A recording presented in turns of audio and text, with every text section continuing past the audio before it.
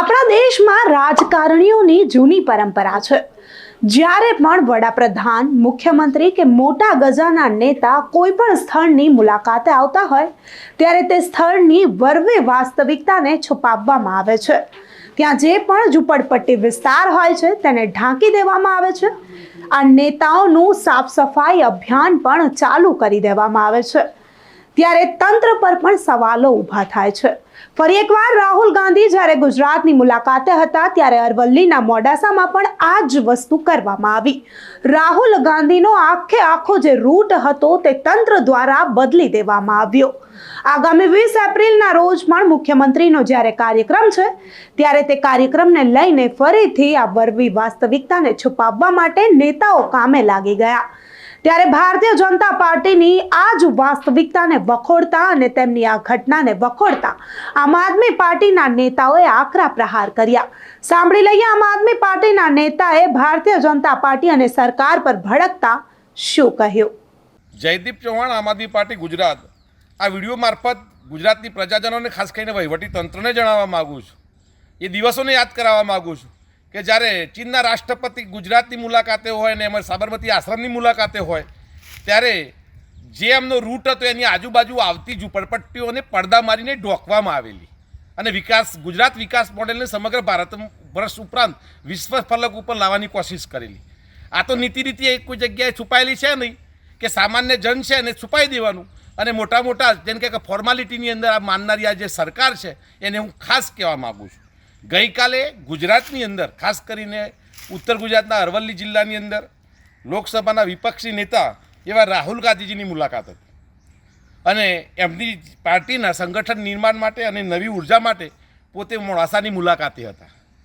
એમનો રૂટ અમારી જાણકારી મુજબ હિંમતનગરથી રાજનગર ચોકડી થઈ અને ખરેખર મેઢાસણ થઈ અને લીંબોઈ થઈ અને સીધું મોડાસા આવી શકાતું હતું। આ રૂટ બનતો હતો પણ આ રૂટ બનાવ્યો ગડાદરથી જીવણપુર અને જીવણપુર થઈ તો ગાજન ટોલના ટેક્સ થઈ અને ત્યાર પછી મોડાસા જવામાં મારા સાંભળવામાં આવ્યું છે। શા માટે ભાઈ?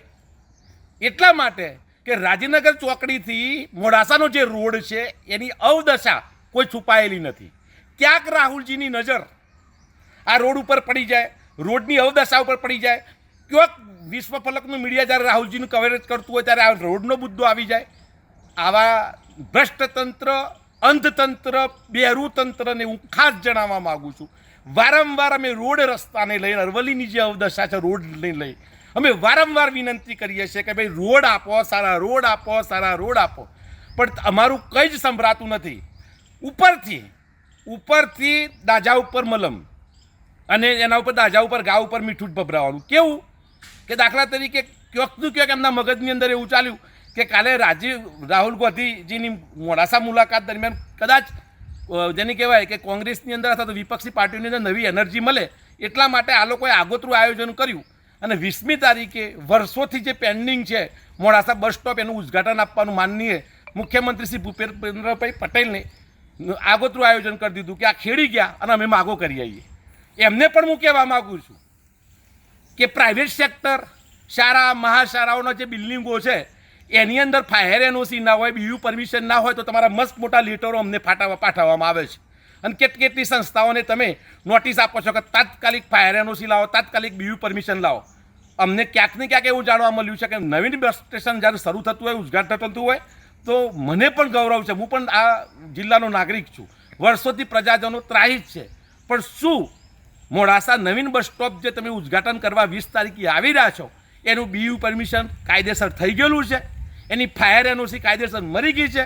અને જો મરી હોય તો તમને અભિનંદન, પણ ન હોય તો પછી શંકાના દાયરામાં તમને અને અમને બધાને આ તંત્ર લાવે છે એ જાણવું રહ્યું।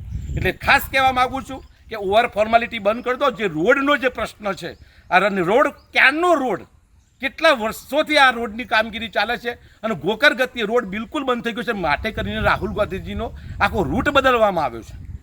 એટલા માટે કહું છું કે આગામી સમયમાં અમે તો ભૂતકાળની અંદર પ્રતિક ઉપવાસ કર્યા છે। હું વ્યક્તિગત રીતે જેને પણ મને રોકવો હોય, ભલે અમારી પાસે કોઈ ફોજ નથી, હું વ્યક્તિગત રીતે રોડ રસ્તા માટે નીચે ઉતરવાનો છે। કદાચ શક્ય હશે તો અમારે જેટલા પણ ધરણા કરવાના થશે તો હું ધરણા કરીશ। એટલે વહીવટી તંત્રને ખાસ કરીને આરએનબી વિભાગ, સ્ટેટ વિભાગ હોય કે પંચાયત લગતા જેટલા પણ રોડ રસ્તા છે એની અંદર તાત્કાલિક તમારા પગલાઓ લેવા જોઈએ.